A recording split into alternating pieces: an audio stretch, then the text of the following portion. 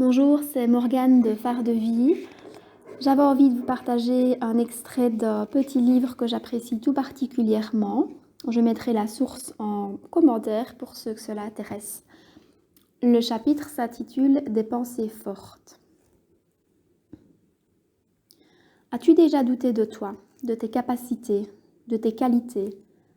T'es-tu déjà traité d'idiot, de nul? As-tu déjà connu des journées un peu moroses où tout t'énerve et rien ne semble se passer comme tu le désires? La question est de savoir si c'est la vie elle-même qui, du jour au lendemain, perd de son attrait, ou plutôt la perception que tu en as qui a changé. Rassure-toi, nous avons tous des jours avec et des jours sans.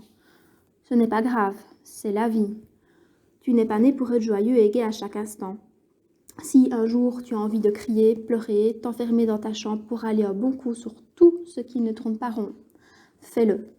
À force de se dire que le but de la vie, c'est d'être heureux et gai tout le temps, on finit par se sentir coupable d'avoir, par moments, une chute de régime. Pour bien te faire comprendre ce que j'évoque par le mental, je développerai un exemple qui peut-être tu connais. Tu commences un match de tennis. À quoi penses-tu? Première option, tu te dis « Je dois être la meilleure ou le meilleur. Je dois écraser mon adversaire. Si je ne le bats pas, que vont dire mes copines, mes copains du club? Je ne peux pas perdre de points sur mon classement. Si je rate, c'est de sa faute. Elle triche. J'ai peur. » Quand tu mobilises toute ta force à vaincre l'autre, ton corps se raidit. Deuxième option. Je vais jouer mon jeu. Je vais courir de mon mieux et rester bien concentré. J'ai confiance en mes capacités. Mon adversaire me donne l'occasion de me surpasser. Je n'ai rien à prouver, personne à convaincre. Je peux gagner, ça me ferait vraiment plaisir. Ton corps est détendu dans ce cas, tes mouvements sont fluides. Donc dans le premier cas, tes pensées t'affaiblissent. Ton corps est alors crispé, ton moral est fragile. Ça m'étonnerait que tu profites du match. Et même si tu gagnes, tu n'auras sans doute pas donné le meilleur de toi. Dans le deuxième cas, tes pensées te stimulent, elles te fortifient, elles te permettent de jouer vraiment bien et de profiter pleinement de la partie. Il en va exactement de même dans la vie. Tes idées influencent directement ce que tu vis.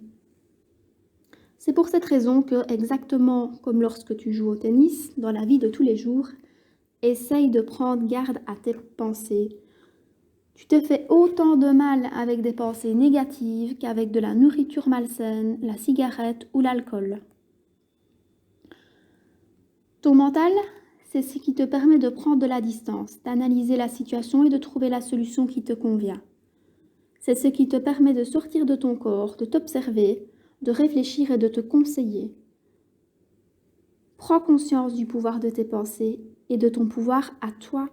C'est toi qui choisis de nourrir ton esprit de pensées négatives ou positives.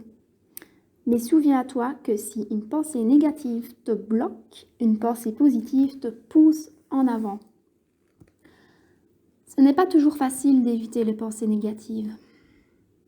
Si tu es dans le doute, si tu as peur, si tu es inquiet, pas facile de chasser ces pensées-là. Essaye alors de t'entraîner au détachement, relativise, prends distance et fais confiance. Essaye d'éviter de penser à tout ce que tu ne veux pas. Pas envie de rater, pas envie d'être seul, pas envie qu'on me parle. Pense plutôt à tout ce que tu veux, car une pensée c'est comme un paquet d'énergie, comme une semence, tu récoltes ce que tu sèmes. Alors sème des idées belles, justes, sensées. Tout est toujours créé deux fois, d'abord dans l'esprit, puis dans la réalité. Si tu veux changer quelque chose dans le monde extérieur, il faut commencer par le vouloir, par le penser. Autrement dit, tu es responsable de ta vie, ton monde est les reflets de tes pensées. Il en va ainsi dans tous les domaines de ta vie. À l'école, pense que tu es capable de réussir, agis comme si tu l'étais, travaille comme si tu l'étais et aie confiance en toi comme si tu l'étais. En amour, en amitié, tu es digne d'être aimé, tu as confiance en toi, en tes qualités et tu sais que les autres vont t'aimer et te respecter pour ce que tu es. En sport, Tu sais que tu es capable, tu t'entraînes pour atteindre ton objectif. Tu crois en toi au moment de la compétition. Et pour clôturer ce petit chapitre, une petite phrase. Tu deviens et obtiens donc ce en quoi tu crois. Voilà, j'espère que ce petit chapitre vous aura plu. Je vous remercie pour votre écoute et je vous dis à bientôt. Merci.